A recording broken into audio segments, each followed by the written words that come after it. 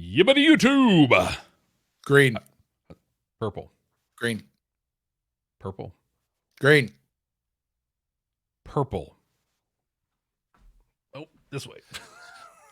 What's up, YouTube? I'm Brent. I don't even know my stuff. I'm Jeff. I'm Jeff right there. This and that over there, that's where you can follow us on social media.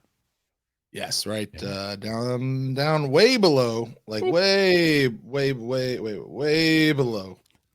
It's like this is why people subscribe to us, Jeff, so they can watch us with these stupid, like, how does this work on my camera? I feel like we're capturing a thumbnail out of this. Oh my gosh. Please don't. Please, nobody capture that. Nobody put that on social media. Nobody throw a brick through this window. Welcome to Babylon 5 for the first time. Jeff and I are watching Babylon 5 for the first time. You guys have been around for a while. You know how this works. Subscribe, like, all that sort of stuff. Please, whatever you say in the comments, and please do comment. Whatever it is, no spoilers. None. Here's an example of a spoiler, Jeff. Okay. Well, you're going to find this out in a couple of episodes. Right. That's cool. Thanks for spoiling that for us. Now we know to look for that. Yeah.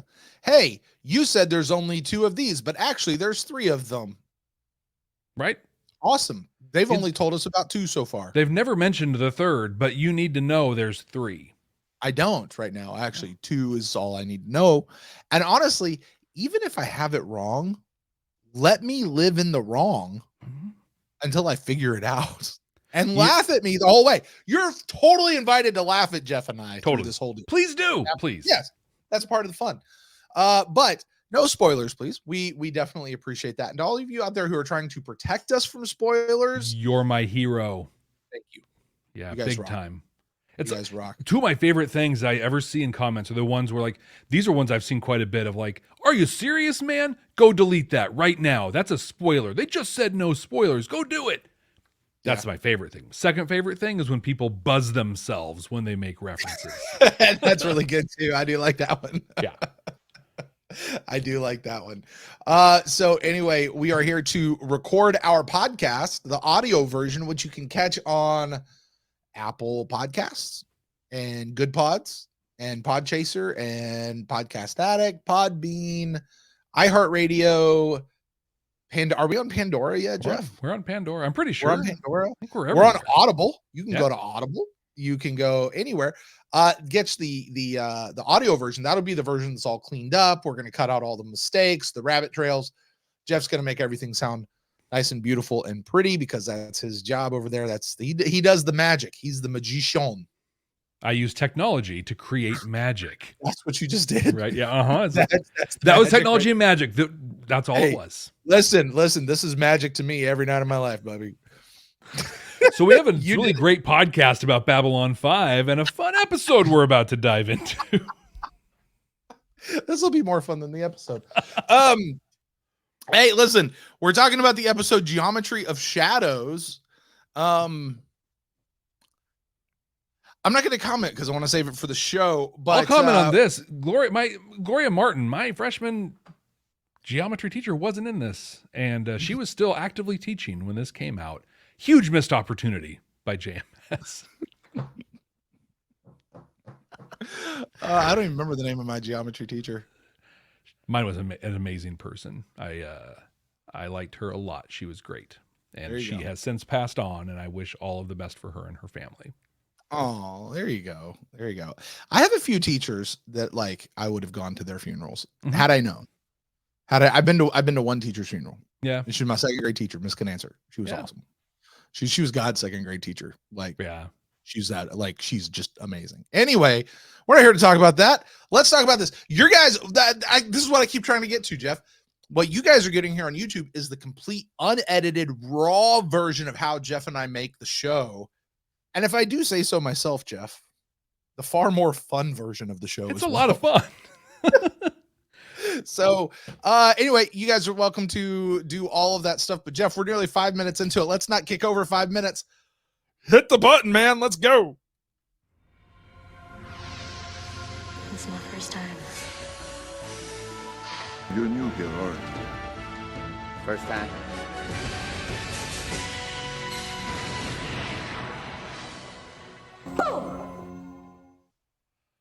Welcome to Babylon 5 for the first time, not a Star Trek podcast.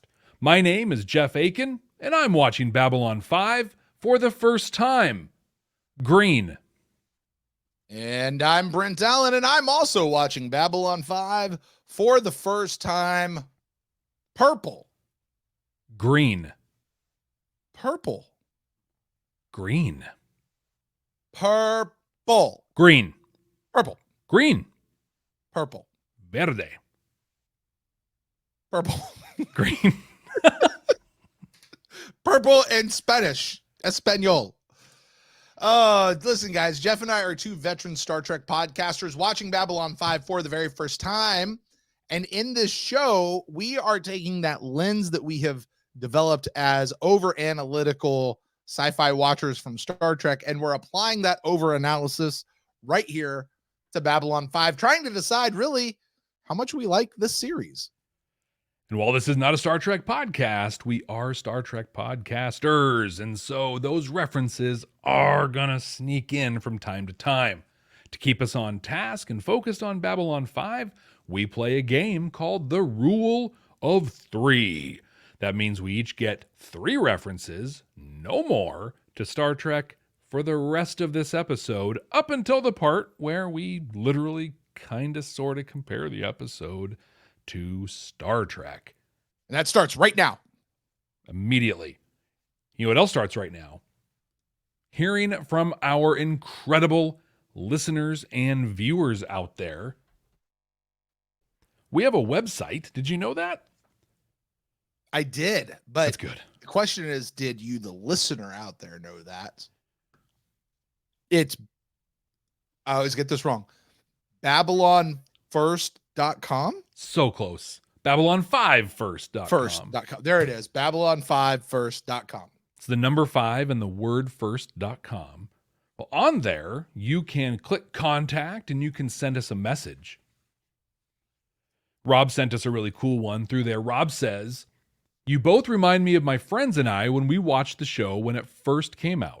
Since you compare it to Star Trek, when was the first time you realized this wasn't trying to be Star Trek?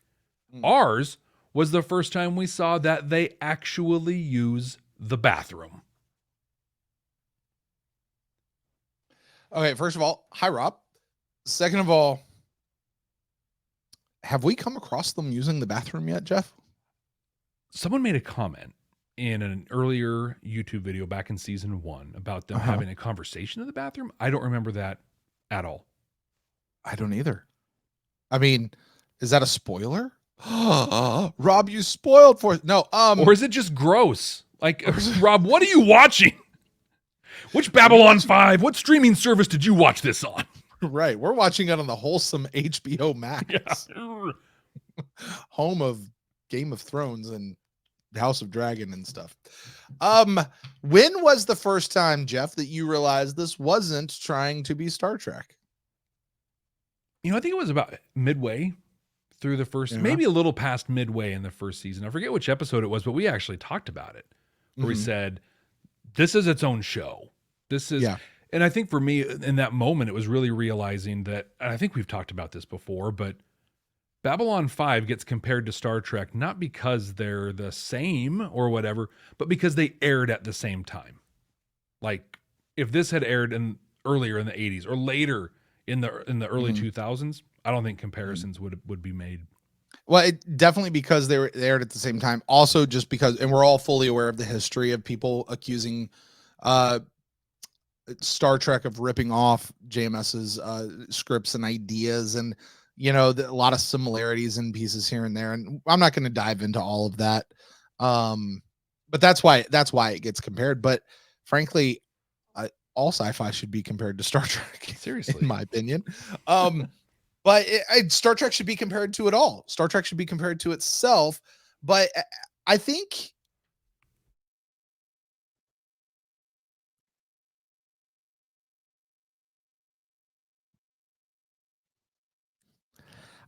for me, it was a couple of episodes in when, and maybe it was like Born to the Purple or like early in the run. And I realized, like, the show isn't trying to push a moral message. It's not trying to hold up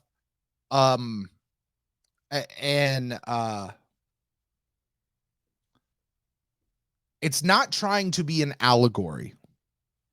Put it that way. Mm-hmm. This show is not trying to be an allegory to society, which is what Star Trek is doing. Star Trek is 100% allegorical. Like at its heart, that's what it is. Sometimes they just do fun episodes here and there.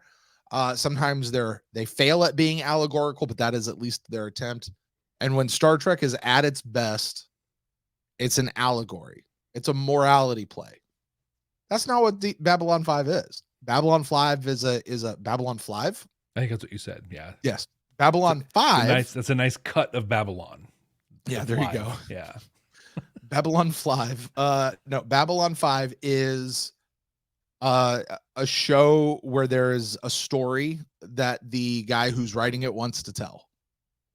And he has a fully developed sense of world and characters and all of those things. And it's like Star Wars. Star Wars, I don't think is much of an allegory. It's just, here's a cool story that's a fully developed idea of a world with characters and people who populate this world. And here's what they're going through. And here's what makes it fun. Like, I think I realized that very early on. However, even in that, you can take that analytical lens and apply it and see what it is saying. And I do think that there are times, even still within that JMS or the writer, DC Fontana, or someone else still tries to push in,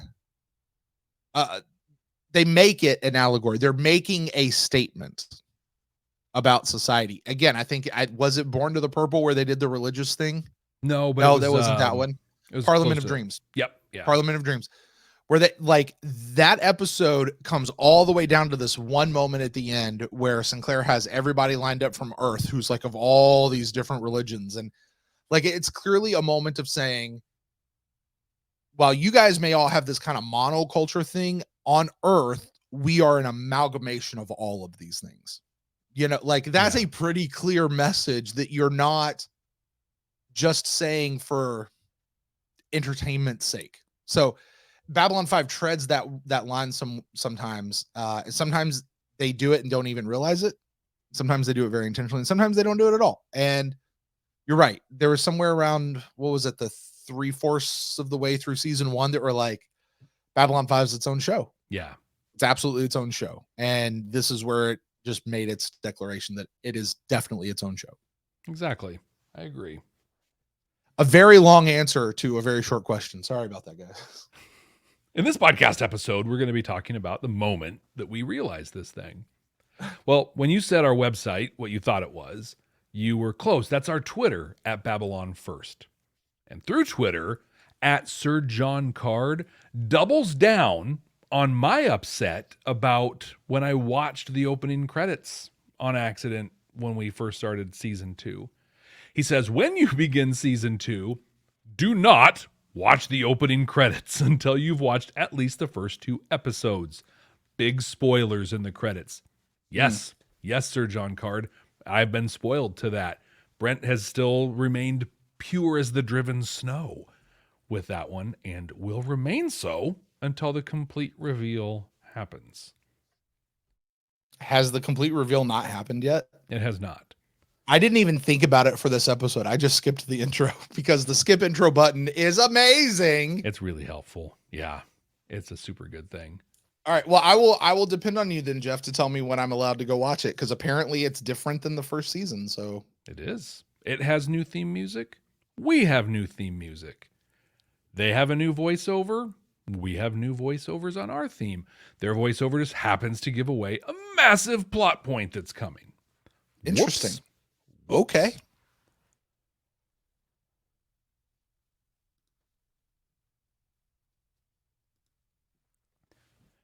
Normally at this point, we follow up on the fun game that we like to play where we guess what the next episode is going to be about based on the title alone. I'm going to make this really short and sweet. We thought this was going to tell us more about the shadows and all that stuff. It did not. We were wrong. So, yeah, strike for both of us. All right. Well, I'm glad you did that because I honestly didn't remember what I said going into this episode. Like the geometry of shadows, like it's so ambiguous. Jeff, can we at least say this now? Because we have seen the episode. This is another one of those episodes where you're like, this title and this episode make no sense together. It was literally like, I've got a bowl full of words right here. And these are all Babylon 5 words. Let's see. Geometry. Okay. Geometry. Shadows. Geometry of shadows. Go ahead. Throw it up. There you go. There you go. I wonder if it makes more sense in hindsight. Like knowing some things that the people who've seen the show before know that we don't know as first time watchers. Please don't tell us out there, folks. I don't even want to know if it makes sense. I don't even know if it never makes sense. We'll discover it for ourselves. Just say, I'm laughing and I can't tell you why. That's all I want to hear. So, yeah, it is a weird episode, in many ways. And my reaction to this, like from the reaction video, was, I don't even understand what happened. So Jeff, can you please try to help me understand what happened as you read to me what happened in this week's episode, as well as everybody else out there who may be watching along with us for the first time, or people who just haven't seen it in a while. Certainly try. Well, Commander Ivanova, yep, that's right. It's Commander Ivanova now, but she ain't going to get that money for nothing. Nope. Welcome to the world of diplomacy, Commander. The Drazy are going to go through their strangely accurate portrayal of what presidential elections will look like on Earth in the year 2024 here pretty soon. Well, while that's going on, Garibaldi's been cleared for duty. He's not sure that he's cut out for security work anymore. Apparently, dude was his number one guy. He never saw this coming. He got shot in the back, never had a clue. Franklin, Sheridan, and even his buddy, Lou, the guy that wanted 5 minutes alone with dude, all try to talk him into coming back to work, but he's having like an existential crisis through all this. Ivanova tries to come at this Drazy thing logically. She learns that every 5 years, they all randomly pick a scarf out of a bucket, and that tells them what team they're on, green or purple. Each team has a leader that randomly pulls a special scarf out of the bucket. The teams, green and purple, then beat each other up until one logs the most wins or something like that. The team that takes the most wins takes over control for the next 5 years. And even though they tell her super plainly what everything is all about, she just can't seem to wrap her mind around it. I mean, how much more simple could they possibly make it? Green must fight purple. Purple must fight green. I mean, it's as easy as it gets. Well, this goes on and on and on with her just not getting it. Eventually, she breaks her foot. Then she gets kidnapped and framed as the Greens decide they're going to start killing the Purples, specifically by venting a hold that they made it sound like Ivanova told them all to go and get into. Walking around the station, Garibaldi hears bits and pieces of this and realizes that the fix is in. He goes full-on door-to-door vacuum salesman, just falling short of dumping dirt on the Drazy's floor, and he rescues Ivanova. To make her point to the green Drazy, she grabs the leader's green scarf, yanks it off of him, puts it on, and now she's the green leader. So she shuts the whole thing down. She turns the greens into purples and has supposedly put this issue to rest. Even though it's supposed to go on for another year? Well, hooray Ivanova, I guess. Oh, and Garibaldi's got his groove back. He goes back to work. In a rare Babylon 5 moment, the people coming onto the station at the beginning aren't the big baddies. Nope. It's actually Gandalf and his merry band that we never get to see at all. Gandalf, actually Elric, says, "Do not try the patience of wizards, for they are subtle and quick to anger," because he and his crew are techno-mages. Now, I love the Techno-Mages. Their 1991 album, Losentine, was a total game changer for me. But seriously, These are a group that use technology and science to mimic magic. Londo and Veer see them coming on board, and Londo notes these are the first human techno-mages he's ever seen. And the timing couldn't be any better. Lord Rifa, a Centauri big shot, is visiting and says that the Emperor's son died, and now there's no clear line of succession. So he and his people are going to go for the seat when the Emperor kicks the bucket. And no, not the green and purple scarf bucket. That's a whole other bucket. Rifa's impressed with Londo's handling of Quadrant 37 and wants his support, which Londo happily gives. Wanting to recreate the moment that the very first Centauri Emperor had when the Techno-Mages blessed his ascendancy to the throne, he sends Veer to Elric to set up a meeting. Elric says that whatever bad stuff Londo told him he'd do if he didn't come back with a good answer for him, he will double that bad stuff if he comes asking again. So Londo dupes Sheridan into setting up a meeting. This backfires since Elric really is Gandalf, and he casts a techno spell on Londo that not even the combined might of Norton and McAfee can handle. He eventually sucks up his pride and apologizes to the techno-mages. As they head out, leaving to an undisclosed location to avoid the coming darkness, Elric straight up tells Londo that he is a piece of Centauri garbage and will be responsible for the death of billions. Did that help, Brent? What were your thoughts on this one? Honestly, Jeff, it didn't. Look. That was a hard recap to put together. I'm not going to lie. Sure, because it was like about a whole bunch of little stuff that never finished. Like what was this episode even about? Like, there was a very, very interesting A plot. Mm-hmm. And then there was a very, very interesting B plot. And there was kind of okay, maybe they're going somewhere with the C plot. Maybe they're doing something with this D plot. They barely touched on either of those. So, okay, fine, whatever. But they didn't finish any of them. Like the Drazy fight. Kind of a neat idea. You could go somewhere with that. Very interesting conversation about fighting for the color, and is it a flag? Is it not? Does one mean actually more than another? We'll get into that much later. But the whole thing is Ivanova pulls the scarf off the dude's neck, and he's like, well, you're the leader now. She's like, come with me to the quartermaster so we can go dye these things purple. And that's it. That's it. That's where they left it. Like, that's not the answer. That's not going to stop them from fighting. Or is it? Like, I don't know. Like, they didn't finish it. Right? And then the whole thing about the Techno-Mage. Like, that's a neat. I want to find out more about this Techno-Mage. He's a scientist who kind of makes things look like magic, even though it's more science. And he's like, hey, listen, what is science and what is magic? And if you look at anybody who's advanced enough, it kind of looks like magic. Or maybe it really is magic. And Londo's doing this whole thing. And then there's three of them. And then all of a sudden he and Sheridan are in a fight because there's hundreds of them and they're all wanting to go away. And then that's it. They just leave.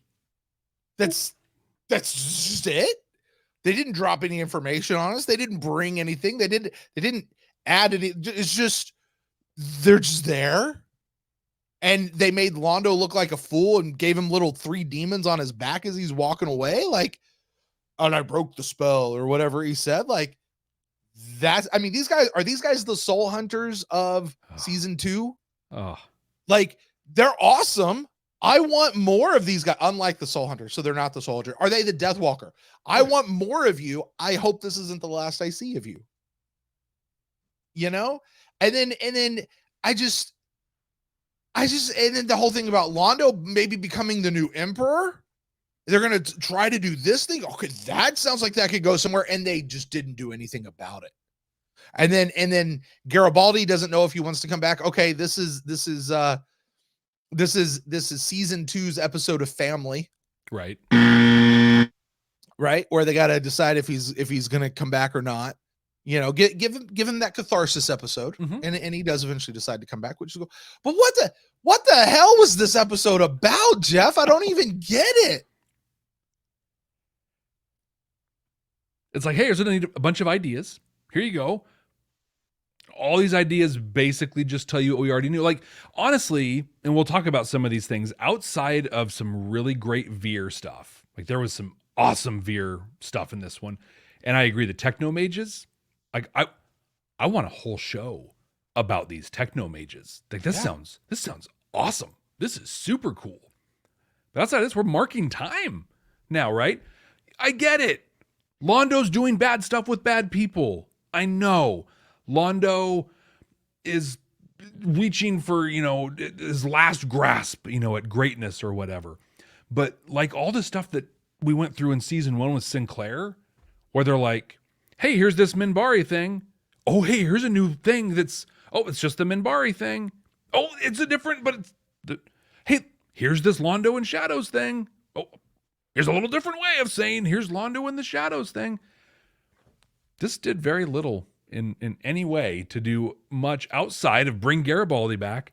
And I love Veer. Veer was, I mean, I've been a fan of Veer's for a little while now, but oh my gosh, he for the first time, like dramatically outshone Londo on this. I want him to be the new ambassador when Londo goes bad, runs off rogue or whatever. I want Veer Kodo to be like Centauri guy on the station. They're definitely setting Londo up, or at least it feels like they're setting Londo up to go bad. Maybe have a redemption arc somewhere in the middle of that. I don't think he's gonna go bad like Gul Dukat type bad. No, I don't think so either. But I think he's gonna go bad, and there'll be some sort of a comeuppance for him that brings him back to the fold. He'll be the sacrificial lamb or something by the end. I don't exactly know. Well, I think like in this one, he and Sinclair were buddies, right? Sinclair were buddies. He and Garibaldi were buddies. He and Sheridan haven't really connected. This was his first interaction with Sheridan, and from the go, he's a conniving, lying manipulator with Sheridan. He has no, like, I feel like Londo's going to be set up as that person who, by his own actions, he's going to be like, well, the Narns hate me. Oh my God. And now the Earth hates me because of this. So, I mean, yeah, maybe the Shadows are right. Maybe I'm totally justified in doing all this horrible stuff. Right. And that's going to set up his fall from grace. And then it'll probably be Jakar that helps pull him lift back him up. out. Yeah. Right. So, okay, let's talk about some of the good things of this episode.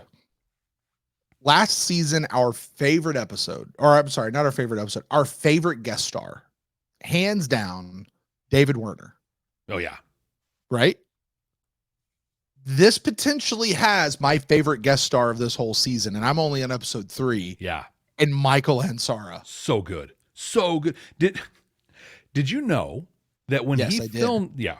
Oh, sorry, go ahead. When he filmed this, he was 73 years old. No, he was not. He was born in 1922. Wow. 73. Like, if I have to go be a techno-mage, right, to look that good and he did more stuff after this. Yeah. You know what I mean? Like, yeah. Oh my gosh, this dude's just a beast. He looks so good. I honestly wouldn't have put him over like 50 something. Yeah, at all. Like, he looks so good. Like, give me his diet. Yeah. Jeez, I could probably use some there, Jess. Good. What is his workout regimen like? I know. Jeez. But yeah, I mean, Michael, man, he was so, like, if it would have been somebody else, if it would have been a lesser actor as a techno-mage, the techno-mages would have been clowns. Yeah, a joke. They would have been goofballs. Absolutely. He brought gravitas to this weird wizards who use science to make it look like Matt. Basically, what are they? Not shams. They're hoaxes. They're those kind of guys. Snake oil salesmen. Like, that's what they are, right? But he turned it from that into, this is actually a whole thing. He has that back and forth with Sheridan when they're on the Zocalo, right? And it ends with him like producing the orange blossom, which is pretty cool. But he does that thing of like, we study the mystery of the laser and the circuit, and all this that on paper is some of the most ridiculous dialogue you're ever going to see. But I'm hanging on every word. You know, I'm just like, oh my and like God. you're wanting to see the circuits and the laser he's talking about. Yeah. Like, show me what's up your sleeve because I want to see how you're doing this because that's just cool. He brought so much, but I think a lot of that came from his incredible sci-fi experience that he had as playing Kane in Buck Rogers, right? Buck Rogers in the 25th century, anybody? Yeah. He played, I mean, I could see Kane delivering those lines. Like that was his practice moment for finally arriving on Babylon 5. So speaking of Sheridan and this dude, what was his name? Elric. They're like Elric. There it is. What is the most Dungeons and Dragons mage name I can come up with? Yep, there you Elric. go. There you go. That might have actually been JMS's actual like Dungeons and Dragons character name. I bet like, it that was. Really might have been it. But they're supposed to be having a conversation, and next thing we know, they're like blowing up at each other. Mm-hmm. And I honestly thought in that moment, this was like a hologram that Londo was walking in on. Like it's like a thing out of his head that like they've somehow made reality, but it's not kind of like, remember that monster that was coming through, but you see it coming through and you're like, it's a hologram. Yeah. It's a hologram. It's fake. It's not real. It's not real. It's not real. Oh, look, I was right. It's not real. That's what I thought this was Sheridan and dude yelling at each other. But turns out they're just yelling at each other for some weird reason that we had no, like they didn't prep us for that at all. Like they're yelling. There's a missing puzzle piece. Like I feel like what we know is that JMS has a fully realized world. Mm-hmm. You know, so these techno-mages, he probably has the 3,000 year history of the techno-mages in his brain or somewhere that he's written down. So Elric is walking into this thing at full speed, right? Earth Force is screwed us over. Centauri, you know what? They've all tried to restrict us and hold us down. And you're asking these questions to stop me from exercising my rights as a free citizen.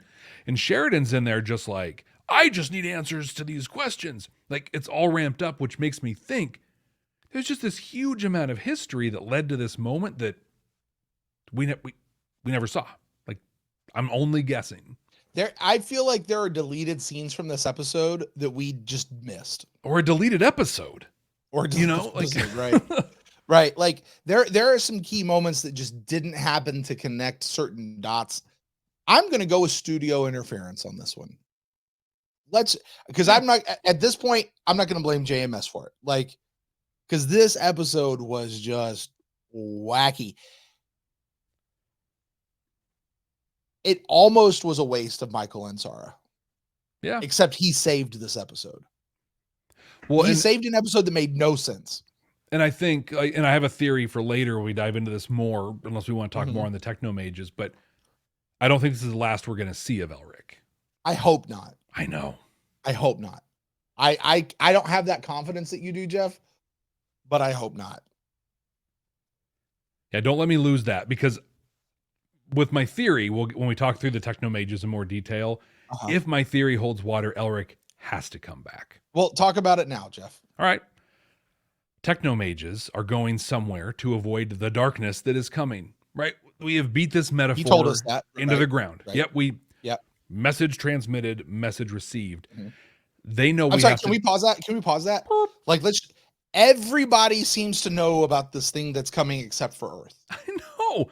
And this isn't the first time. The Minbari know that something's coming. The Vorlon know that something's coming because Kosh was in there. So it begins.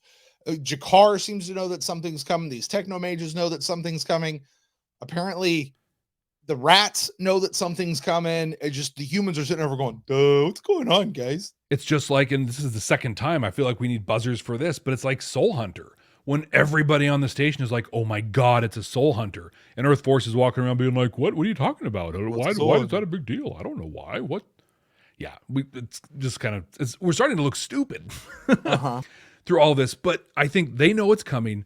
They're going away to this dark place, and they're all, or this undisclosed place where all the techno-mages are going to come together because they know what it's going to take to fight this darkness. They're the reason.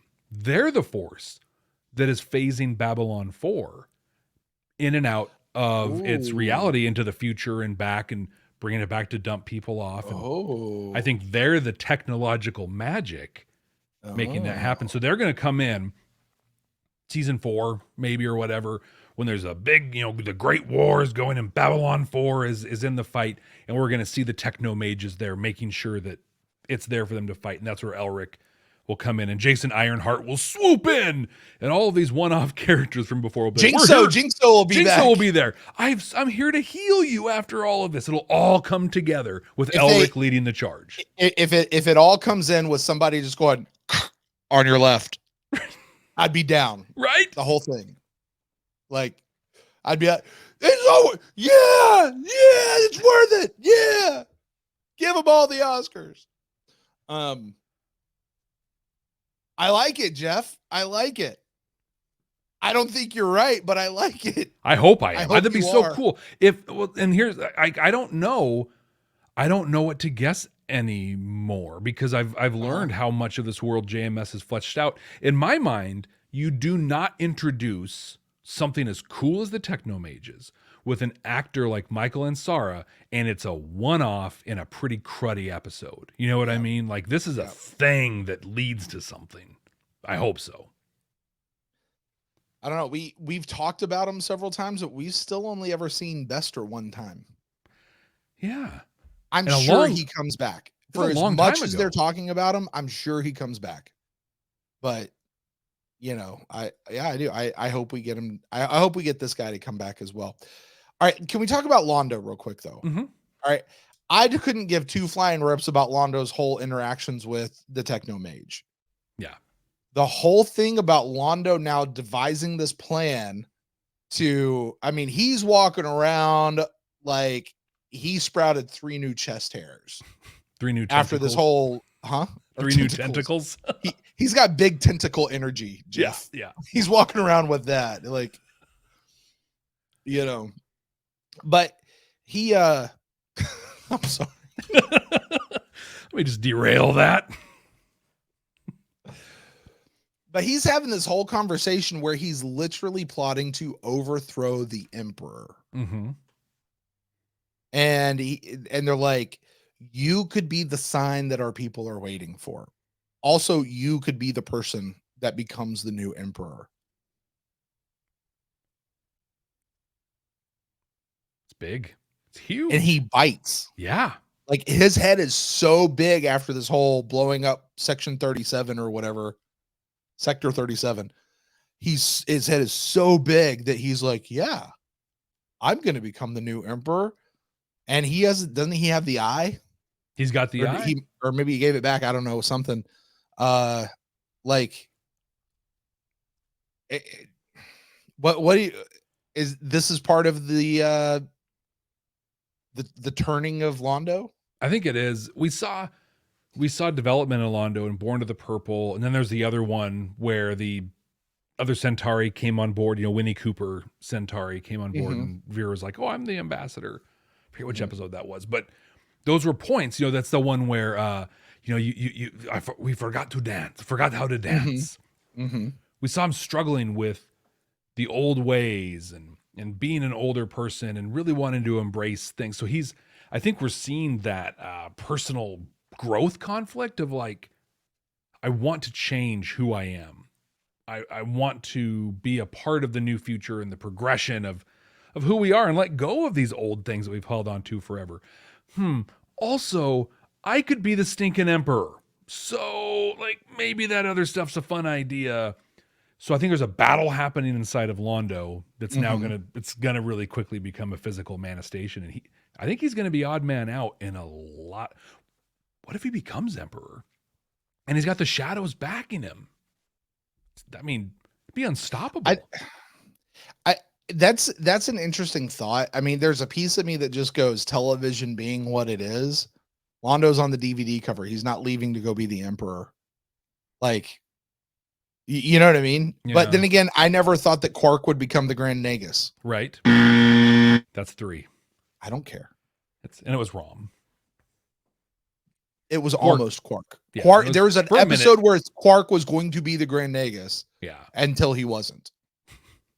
Right? Yeah. Yeah, and maybe that's where this kind of goes. Oh, I'm gonna be this. Oh, and then it's Veer, and then Veer becomes the Emperor.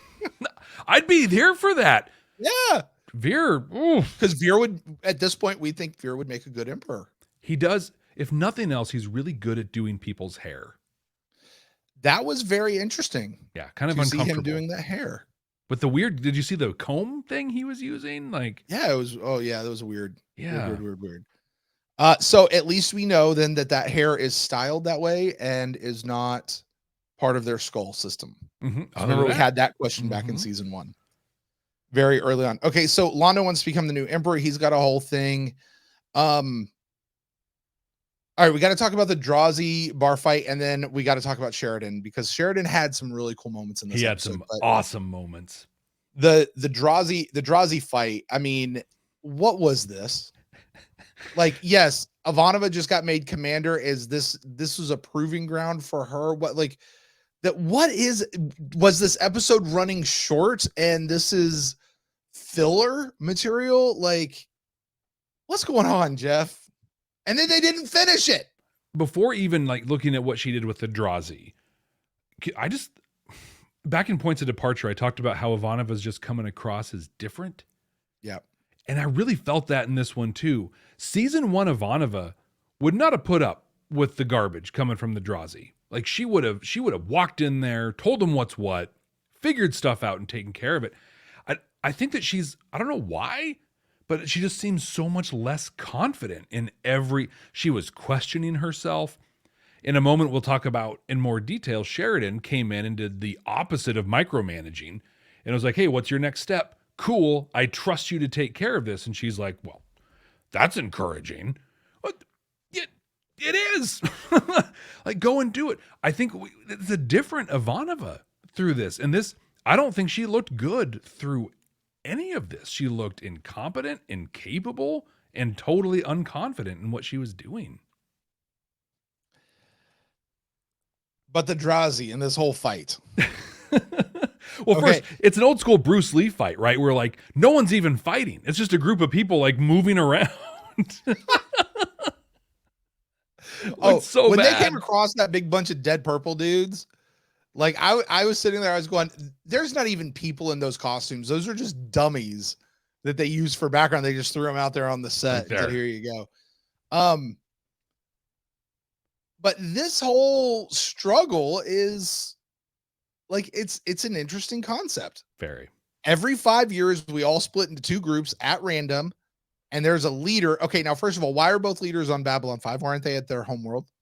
So I was thinking are about these leaders of like individual like infantries and sects or something like that? Like, well, the killing, the killing of the purples started on the Drazy homeworld. Mm-hmm.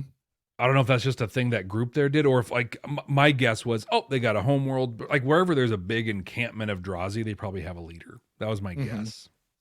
So Ivanova steals the scarf. She just snatches the scarf off a dude's neck, and they were all like, "You're, you know," leader. And like they're sitting like, leader. You are leader now. You make engine go." Yeah. No. Like, oh well, okay. You're like, dude, just look like I don't know what to do. You just took my thing. I did love that whole scene though, where he's just like, she's like, but I'm not Drazy. He's like, well, that's stuck in a rules committee right now. So sorry, I guess you're it. And she just goes, okay, we're going to the quartermaster. That didn't stop the fighting. Well, what was going to stop solve it for her? What was going to stop the way I read it was, we're going to paint him purple. Then you're all purple. So now there's no fighting anymore because you're all purple. There you go. But they have another year. Like the whole joke was we learned what a cycle was. A cycle is a week, which doesn't make any sense if you look back at what was that with Jinxo, with Grail, where he had like 300 cycles to do a thing. Yeah. Like how many years? He had 600 years or 6 years. It's like, yeah. What?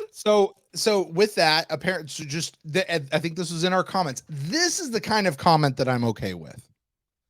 Somebody said JMS has gone back and said that when they were writing Grail, they didn't know really what a cycle was. They didn't have a measurement for it. They just sort of threw it out there.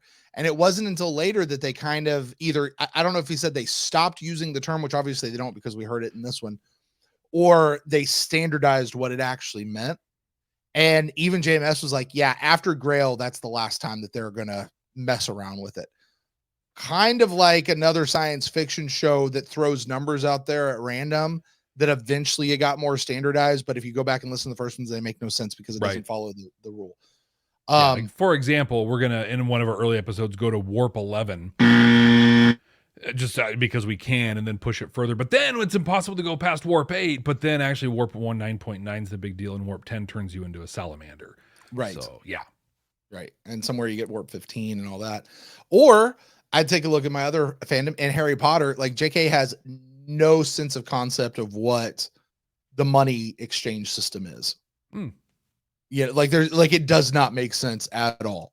Like at all. And she says, like, I'm not good with numbers. She's horrible at estimating stuff. So anyway, yeah, but yeah, apparently it's 1.2 like human years is that's how long this fight is going to go on. So every 5 years they fight for a year to determine the next leading group. Honestly, Jeff, that kind of sounds like present day the United States of America. Yeah, yeah.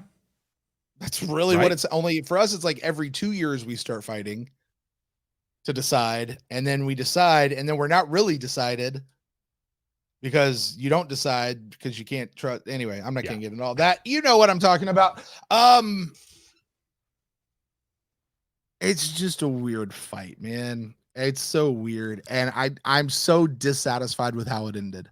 I liked how they just were all in with it, though. You know, when she first tried, like, kind of getting everybody on board, she calls two people out of the gallery, and she's like, "Look!" And she pulls the scarf off, and she's like, "So what you're telling me? If I take this scarf, I just put it on this dude." Then, and like as she's talking, they start creeping up out of the gallery, and they just jump the guy. And I'm like, at least they were all in on the concept, even if it was just like this. This needs to be like there just need to be Drazy in the background fighting through the whole rest of this season. Otherwise, this was completely meaningless. That would be awesome. I need Garibaldi drinking water, watching the Drazy fight here and there throughout the course of the deal. And just telling people it's cool, stay out of the way, let it go. Or they're all walking around with purple scarves on. Yeah. Not fighting. Yeah. Maybe looking at each other weird, but not fighting. Okay, let's talk about Sheridan for a moment. Before we go to Sheridan. Oh, yeah. If I were in Ivanova's position, do you want to know how I would solve the Drazy problem? Ooh, a good question. How would Jeff solve the Drazy problem? And then I want to get your thoughts after mine. But for me, Mutai. Right, you can't put him into the into the whole Mutai piece because that's a culture. But what you do is you set up. Although we did see, I'm sorry, we did see a Drazy in the Mutai. Yeah, but that one earned his spot there. Sure. And so we wouldn't want to sully the whole thing by just throwing everybody in there. But you take the concept of the Mutai, you take the style, right? Hey, this isn't Pancrase. This is Ultimate Fighting. It's totally different, or whatever. But you set up brackets, you televise it. Now you've got a safe way. Sell ads to Zima. Zima's the presenting sponsor. Absolutely. They're lining up for the whole thing. So you got a safe line of succession. You got a way of tracking all the wins and profit. Like it's everybody wins if you do it like this. And I also think Ivanova would have come. The Ivanova that helped little Psychor telepath girl who's over on Minbar right now, who went and explored all these options for her, she would have thought of something like this. But instead, they're going to dye green scarves purple. I mean, if she would have taken a page out of Sinclair's book, she would have said, okay, bring me up all the information on Drazy culture. And she would have read it, and she would have come up with some weird solution out of the, Six cycles ago, you went through this process, which means you can now do this. Yeah. Yeah. Yeah. Or she would have taken the scarf on purpose and declared herself the leader, not on accident. Yeah. So, yeah. Yeah. Yeah, I'm kind of with you on that. How would Brent have solved it? Mutai is a good option. I honestly, this sounds horrible. I probably would have kind of let them space a bunch of their people and be like, dude, this, you know what I would have said? I would have applied the Star Trek mantra to it. This is not a Star Trek reference, but I would have applied the Star Trek thing to it, have gone, your culture is your culture, and I'm not here to judge it. I don't understand it. I don't agree with it. I completely have a hard time with this, but your culture is your culture, but I have to end this. So if this is where it's going to go, then I'm going to let you guys do it, but I'm not going to be the one to press the button, but I'm not going to judge you for it either. Yeah. Don't use my name. Yep. I'm out of it. Yep. You clean up your mess. Yeah. But finish it. Or I kick you all off the station. Yeah. And then you go figure it out somewhere. That's the other thing. You just, look, you guys want to go fight. That's fine. Just don't fight here. I don't care if you fight or not. If this is part of your deal, this is how you guys run your government. Awesome. That's between you and not us. On this station, you're not allowed to do that. Yeah. So solve it. Okay. Sheridan comes in, immediately promotes Ivanova, says, I had the paperwork done the second day he was here. It just took a while to get through. Goes to Garibaldi and's like, yo, dude, I want you back. It's your choice, but I want you back. He empowers both. He gives them both authority to make decisions and allows them to stand by it. And when they come to him asking for him to do something, like to basically do it for them, he says, no, this is your job. You go do it. And he says, I believe in you. Go do it. Jeff, Mr. Leadership Guru dude, talk to us about Sheridan. Empowerment sounds really cool. Like if I tell you as an employer, a boss or a manager or whatever, that you're empowered to do a thing, you're like, yeah, that's great. I'm empowered to do a thing. But then when you're actually empowered, at first you're kind of like, oh no, I'm also accountable for this thing. It comes with both sides. That's where we saw Ivanova, especially in this. Sheridan, gosh, in 3 episodes, we've had him for 3 episodes, and he is, there's a reason he's a captain and Sinclair was a commander. Like, oh my gosh, you're not joking. Light years beyond. If I worked for Sinclair, I would be working over his head to be like, yeah, this guy's a problem. This guy's this. He's not managing this. Sheridan, I will take a PPG to the back for Sheridan as my boss, because there's a difference between going into Ivanova and just being like, hey, how are you? How's your foot? Yeah, it's good. Cool. Well, hey, good luck. You've got this. I'm out. Like, that is poor management. He does a few key steps. He comes in, he says, what's your next step? She says, oh, I'm going to this, and this. Oh, yeah, that's good. That's a really good idea. Hey, listen, when you're doing that, just keep this in mind. You've got this. I'm out. Well, don't you want to come with me? No, you got it. I trust you implicitly. She had that moment of panic. Oh my God, I'm empowered. I'm going to be accountable. And then she went and did it, and he was fine with it. I think he also understood, this is a thing a leader has to understand, is you delegate things and you do you empower people to do things. There's a level of stakes. He even said, I'm going to give you some of these lower stakes diplomatic things. This Drazy thing went south. Like you said, the worst thing that would happen, half of them would get vented out into space, and that's their problem, right? Whatever. Go do your thing. Go try it out. The flip side to that, not even the flip side, but the other angle, and that was Garibaldi. Very complex relationship. They don't know each other. Sheridan's got to get this guy back to work. He's got to get somebody in this into this role. Garibaldi's having a rough time. And there was a moment when he walked into his quarters and asked him, hey, what's it going to be? When it ended, I loved it because he says, look, you're right. It would be better if you just resigned and went away. A lot of people would be happy by that. But I'd lose this. I didn't like that he called Garibaldi a resource. I never like when we call people staff or resources. Like, he's a person. You can call him that. It's fine. Right. But he acknowledged all those things. Yeah, it's easier.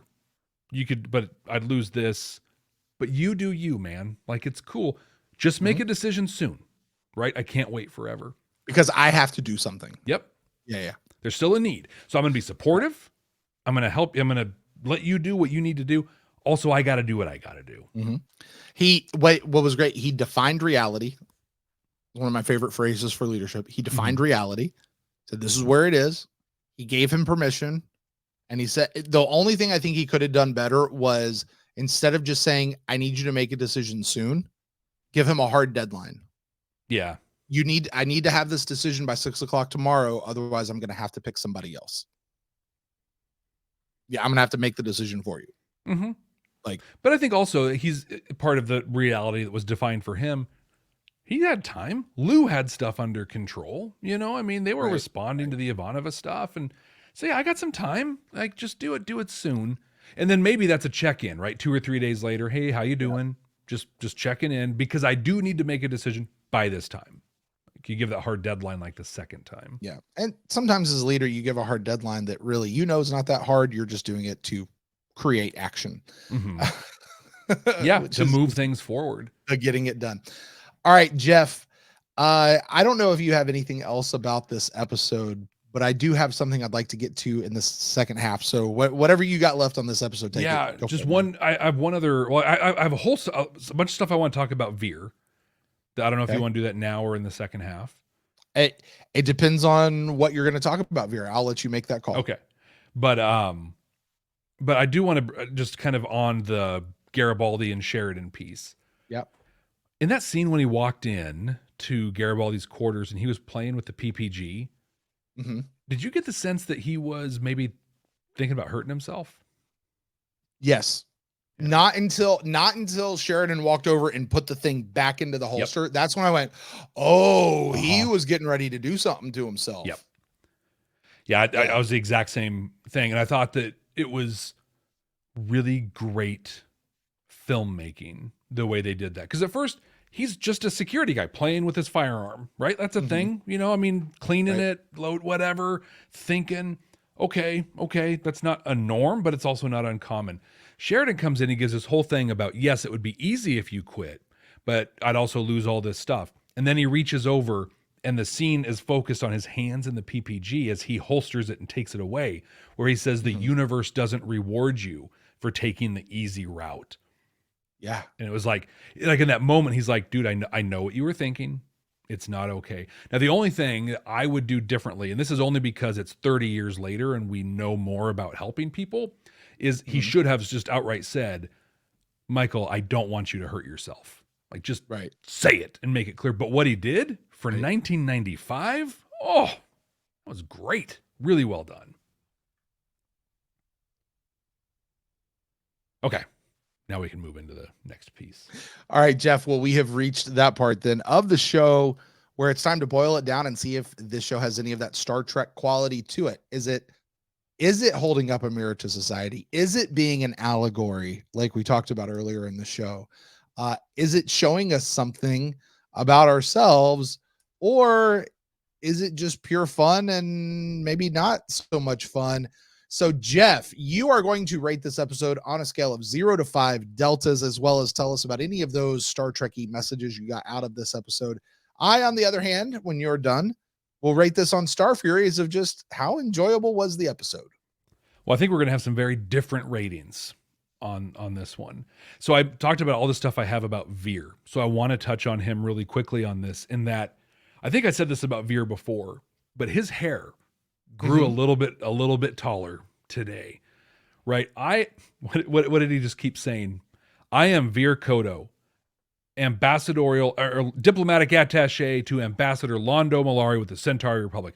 I am Veer Koto, diplomatic attaché to Ambassador Londo. Oh, I mean, just that courage, that bravery that he showed. The lower decks. You know what I heard? You know what I heard in that moment? I am Moana of Montanui. Yeah. You will board my boat, sail to Fiji, and restore the heart. My name is Moana of Montanui.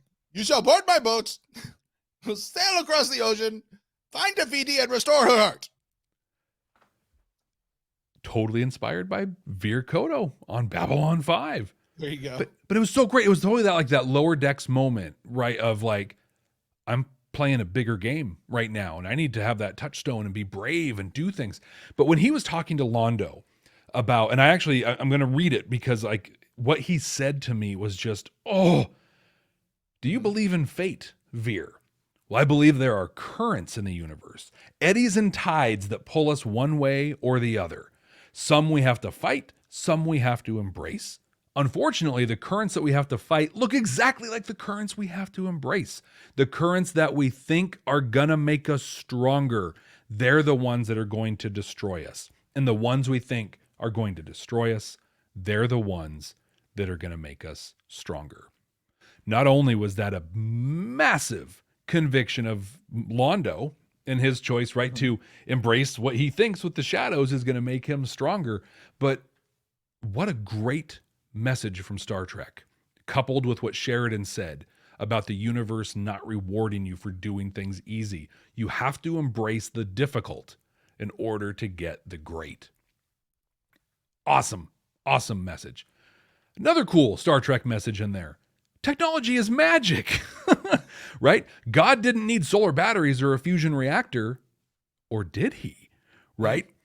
That belief in our capacity to discover and accomplish things through science, that is Star Trek. That's why it's not wagon trail Trek. It's Star Trek because we believe in the human capacity to learn more about things and do them. And this even went a step further, where the techno-mages built an entire culture around ensuring that knowledge will never fall into the wrong hands.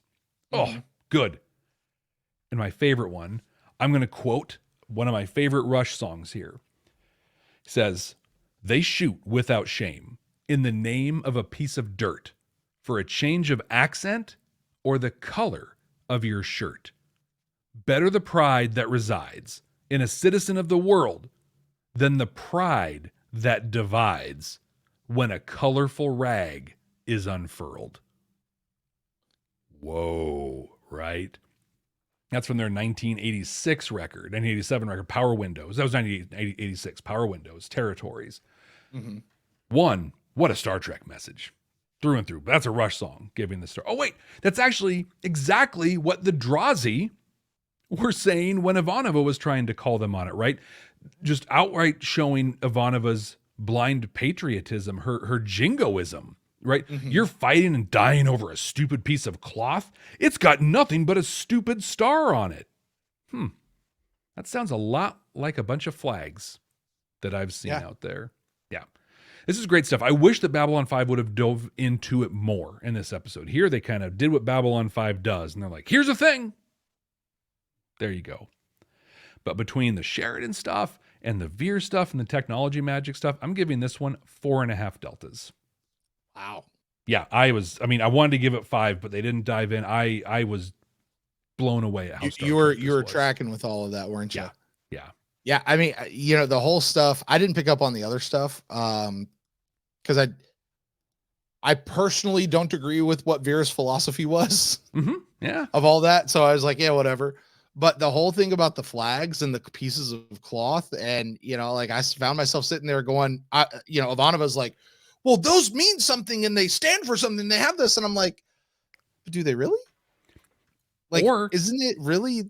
Or don't theirs? Don't theirs also? Yeah. Exactly. That's what I mean. Like, but does it really? I mean, we talk about borders between countries, but aren't those just imaginary man-made lines? Like, what's really that? Like, that's all the differences that exist between us are things that we have put in place ourselves. Right? Exactly. So, yeah. And we've made them up. Yeah. They're not We've even just said, real. here's the line. If you're on this side, you're this way. And if you're on this side, you're that way. Like, here's the barrel. Pick out which color you get. And that's going to determine. It's the same thing, really. That's the allegory. I love it. You're probably a little higher in your deltas than I would be, but I'm not doing deltas this week. You are. I am doing Star Furies, though. Yeah. Good luck. How much did I enjoy this episode? How much did we enjoy this episode, Jeff? This is weird. This is one of those episodes that it's almost like a tale of two things. Not two episodes, two halves. It's not even halves. It's like 4/5 and then 1/5. Like, okay. Yeah. You know what I mean? You remember the episode Infection where we heard that word and we're like, oh gosh. Yeah. This is just this. I know what this episode's going to be. It's horrible. It's horrible every single time any sci-fi show does it. it's not going to be good. And we're watching. And then all of a sudden it turns on a dime and it becomes actually pretty good. But the first part of it was just gross, hot garbage. This is like opposite for me. Like the first 3/5, 4/5 of this episode were really intriguing. Like they felt like they were going somewhere. And then all of a sudden they never landed the ship. I was like, is J.J. Abrams directing this episode? You can't land the dang ship. Like bring it home. And they just didn't do it. And there's a saying in sports, Jeff. There's a saying in football. I said it a lot this past weekend at my kids' game. Games are won and lost in the fourth quarter. Episodes, your impression of an episode, your enjoyment of an episode is won or lost. It is defined by what happens in the final act.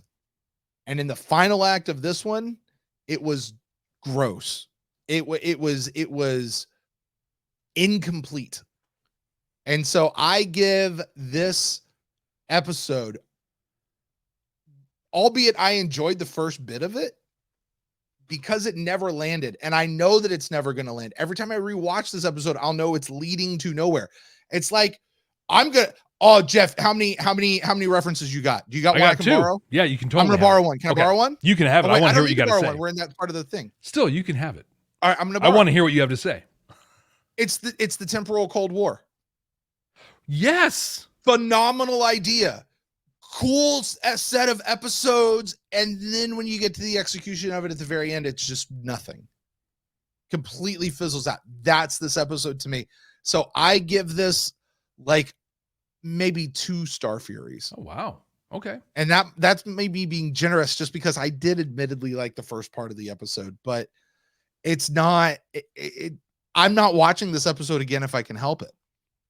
Well, I'm not going to lie. I might watch it the same reason I'd watch Grail again, right? I'll watch Grail again for David Warner, but also I'll watch other David Warner stuff. Fair. I might watch this again for Michael and Sarah, and I'd say other Michael and Sarah stuff, but like I don't want to watch Buck Rogers again. It did not age well. I'll totally watch him as Kang, right? He was awesome, both original series and Deep Space Nine as Kang. I'll watch that again. But he was also awesome as Elric. I really liked that character. I'm naming my next Dungeons and Dragons person Elric.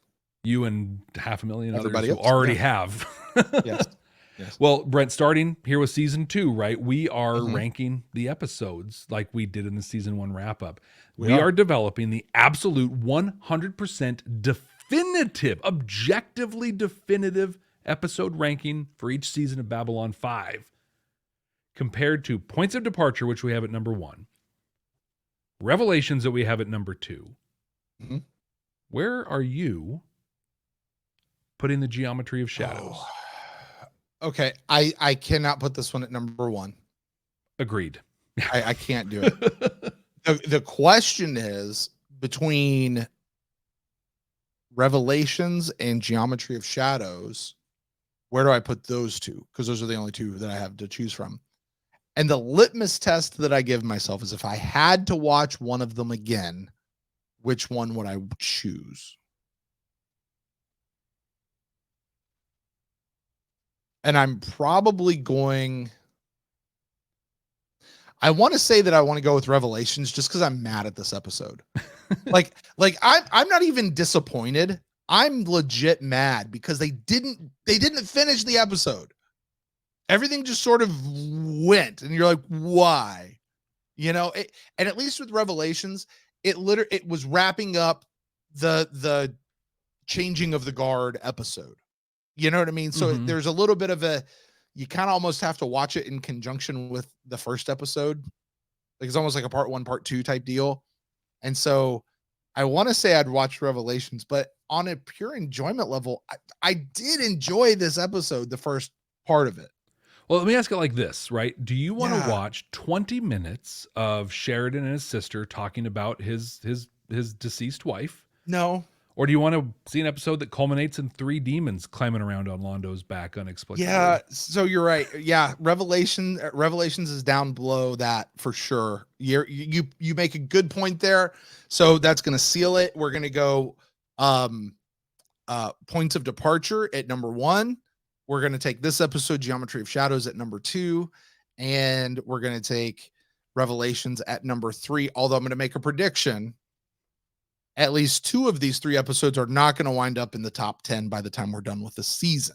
That's a pretty bold statement. I hope. Because I hope the season is better than what we've got so far. It's not off to a strong start yet, Jeff. I agree. This is like, it was exciting. There's a lot of exciting things that kicked it off, but it's just kind of been marking time since then. Right. But that's it for Geometry of Shadows. Every week, we don't look at anything ahead other than the title of the next episode. No pictures, no recaps, no synopses, anything like that. The next episode, Brent, is called A Distant Star. What do you think this one's going to be about based on the title alone? Probably A Distant Star. What? Come on. No. Just like this one was going to be about geometry or shadows. Like A Distant Star.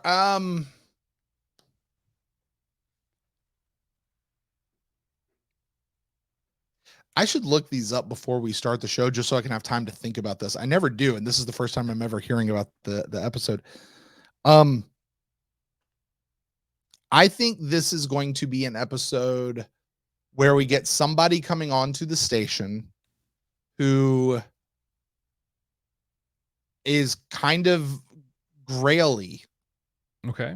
Like a seeker-y type person. You know, a mage, like not a mage. This was the mage, the philosopher, the stoic, you know, but somebody who comes from this real deep part of the world. And this will be the prophet coming in to tell us what from the role of the prophet in a narrative story. This is like the second or third time you've called for like a John the Baptist kind of a visitor. And I've been right several times. I've been right at least one of those times. Yeah, it's true. Yeah. So, but this one isn't John the Baptist making way the path of the Lord. This is the guy who's saying, this is what you're going to have to do to win.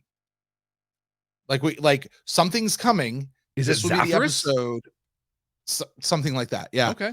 This is what we're going to have to do in order to win. Like this is the journey you're going to have to go on. This is Gandalf telling Frodo, you got to take the ring and go to Mordor. You know, it's that kind of a thing. And if you don't do it, then the whole world's going to die. What do you think, Jeff? I think that we are going to get some of the Shadows backstory on this one. They came from this distant star, and this is a little bit of who they are. Probably maybe some of the Jaquan story in that religion that Jakar is holding on to for stuff. And maybe this is wishful thinking, but we're going to get back to the Shadows because that's, apparently the point of the season. But we're going to find out right here next week. Thank you all so much for joining us. We really, really appreciate it. If you haven't already, please subscribe wherever you're listening to us or watching us, and leave us a rating and review. I love reading your reviews here on the show. It's one of my favorite things ever to do. And until next time. Hey, Jeff. Yeah. Purple. Green. Purple. Green. Purple. Green. Purple. Green. Purple. Green. Purple, purple, purple. Green. Red plus blue makes purple. Yellow plus blue equals green. Barf. Purple. Green. Purple. Green. Purple. Green. Am I not purpley enough for the purple club? Purple. Giggity, giggity, giggity, green. Born to the purple. A green. Green. Green. Purple. Green. Purple. Green. Your color is the color of a Muppet in a trash can. My color is the color of royalty. Purple. Peace and long life. This is my first time. Pretty sure that means I won. Yeah. I wanted us to go longer, but also I was just like, that was a solid minute. Yeah. How many more can we actually do? So just so you guys know at YouTube, because you guys get all the behind the scenes, Jeff and I talked about that beforehand. And our decision was we're going to do that until it's uncomfortable. And then we're going to keep doing it some more. So were you uncomfortable? That was our goal. That's what we were hoping. We wanted to make you uncomfortable. You actually cut it a little sooner than I thought you would. You really did, but I'm glad you did it right where it was. I'm also not going to lie. It's been about 20 minutes. I've really had to use the restroom. So. There you go. There you go. Well, we will not hold you up any longer, and we won't hold you guys up any longer. Thank you guys so much for joining us, watching all the way here to the end. You guys are awesome. Like, subscribe, do all of that sort of stuff. We'll see you guys back here next week for A Distant Star. A Distant Star. Bye, guys.